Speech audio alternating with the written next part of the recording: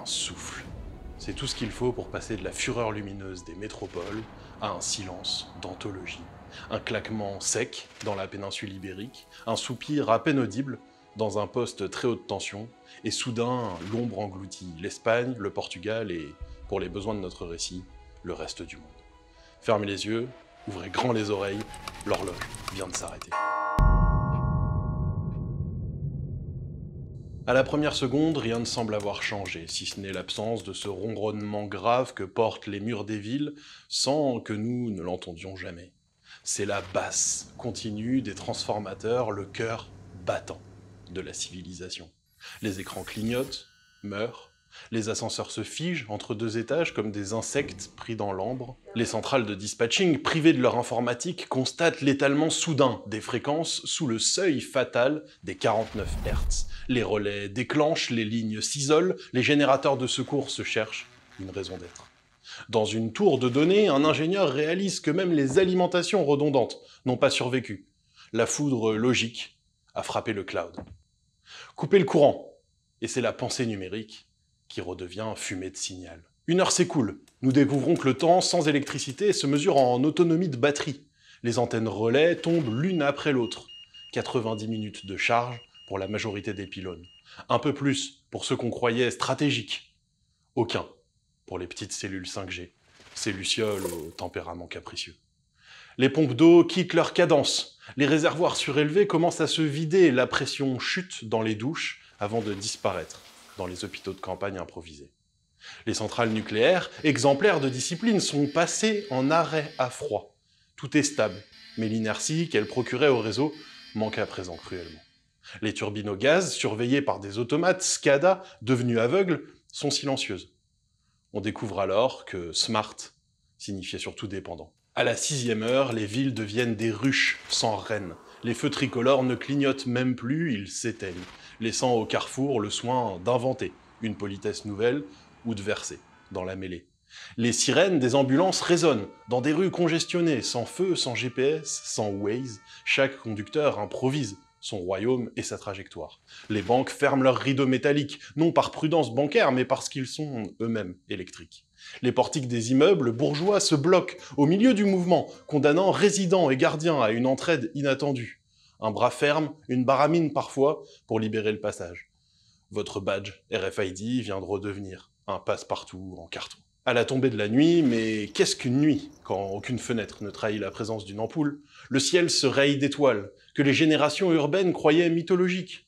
Les voix montent des balcons comme au temps des grandes pluies médiévales. On commente, on explique, on exagère pour conjurer l'angoisse. Dans les campagnes, les groupes électrogènes privés tournent au ralenti. Le prix du diesel, soudain, cesse d'être un grief pour devenir un sujet d'orfèvre.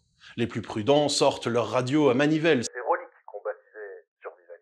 Est-ce qu'il s'agit déjà de survie? Peut-être pas. Mais la frontière est proche, et elle ne sera pas annoncée par un bandeau défilant au bas d'un écran. 24 heures ont passé. À New York, en juillet 1977, il avait fallu moins de temps pour que les rues flamboient de colère et d'avidité. Les souvenirs des magasins pillés, des incendies improvisés, planent comme un avertissement qui franchit l'Atlantique. Ici, pour l'instant, la péninsule ibérique tient bon. Mais ailleurs, la contagion du noir poursuit sa logique implacable. Sur le vieux continent, les interconnexions synchrones n'ont été qu'un pont de plus pour la cascade de désynchronisation. Plus loin, l'Amérique du Nord perd ses repères lorsque les compensateurs tournants se bloquent, faute de puissance auxiliaire pour l'excitation.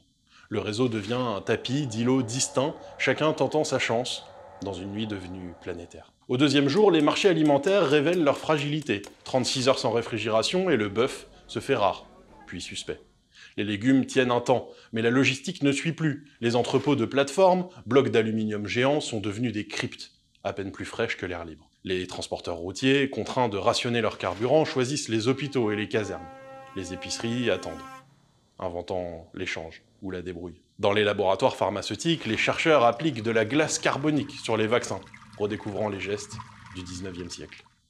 Votre click and collect n'est plus qu'un mot croisé, sans solution. Au bout de 72 heures, l'économie digitale a rendu l'âme. Les serveurs des géants du cloud tournent grâce à des diesels d'appoint, mais la bande passante internationale est saturée de requêtes sans réponse. Les conversations basculent vers les réseaux mèches improvisés. Des lycéens redécouvrent les antennes Wi-Fi directionnelles fabriquées en boîte de conserve. Les places publiques deviennent des kiosques d'informations vivantes. Un retour forcé au forum antique, dont nous avions tout oublié, sauf le mot.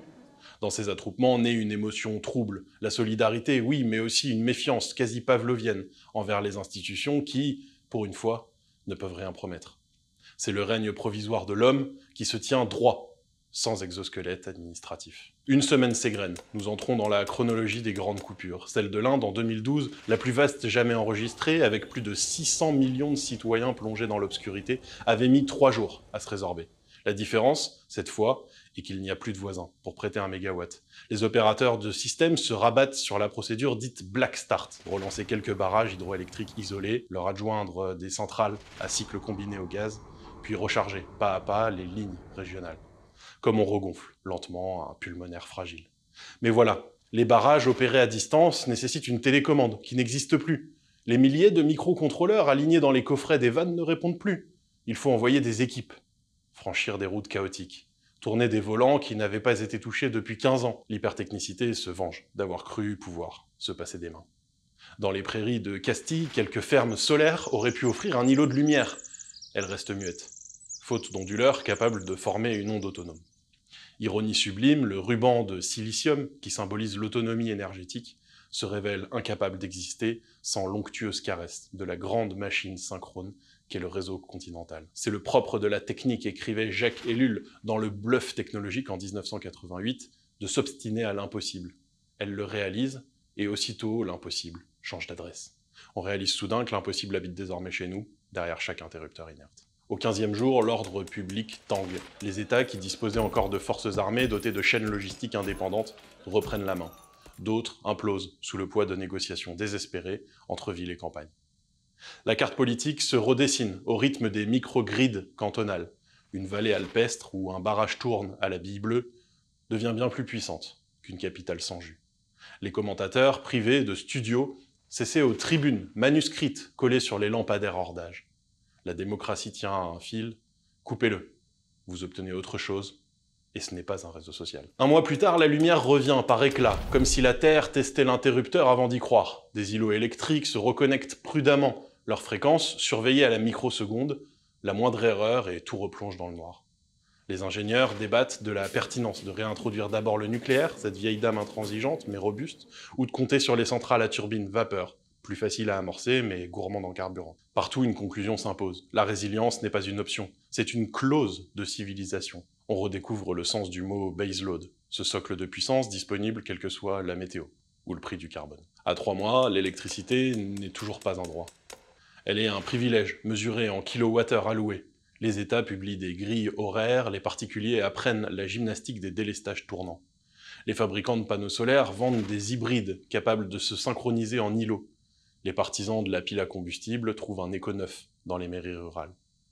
Les ingénieurs réseau, longtemps exilés dans des salles de contrôle climatisées, deviennent surnaturels, escortés comme des diplomates. On échange un code source de firmware contre un sac de riz. La monnaie globale, la valeur d'usage. Impitoyable et tant pis pour l'inflation. Ce retour progressif n'est pas un happy end, c'est une leçon. Nous avons cru que le numérique annulait le réel, alors qu'il ne faisait que s'y adosser. Nous avons accepté le confort comme horizon, oubliant qu'il repose sur la continuité d'une onde électrique de 50 Hz, pas 49, pas 51. La panne de la péninsule ibérique n'était qu'un frisson. L'expérience mondiale que nous venons de parcourir en accéléré montre la pente glissante de notre hyperconnexion. Préserver la stabilité, c'est aimer la complexité sans la confondre avec la fragilité. C'est, disons-le, valoriser la discipline, l'investissement patient et la responsabilité individuelle. À droite ou à gauche, peu importe. Il s'agit de tenir debout quand la lumière vacille. La liberté n'éclaire personne si personne n'éclaire la liberté. Alors avant le prochain sursaut solaire, avant la prochaine cascade numérique, vérifiez vos lampes de poche. Mais surtout, réapprenez les gestes, qui n'ont besoin ni de batterie ni de cloud. Gardez une analogie.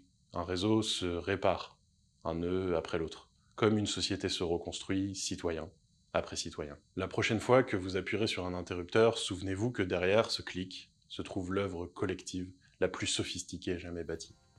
Traitez-la avec le respect qu'on doit à un miracle ordinaire. Vous avez aimé cet épisode? Aidez-nous à être plus visibles en vous abonnant et en ajoutant un like. Et voici 2 autres vidéos qui pourraient vous intéresser. À dimanche prochain.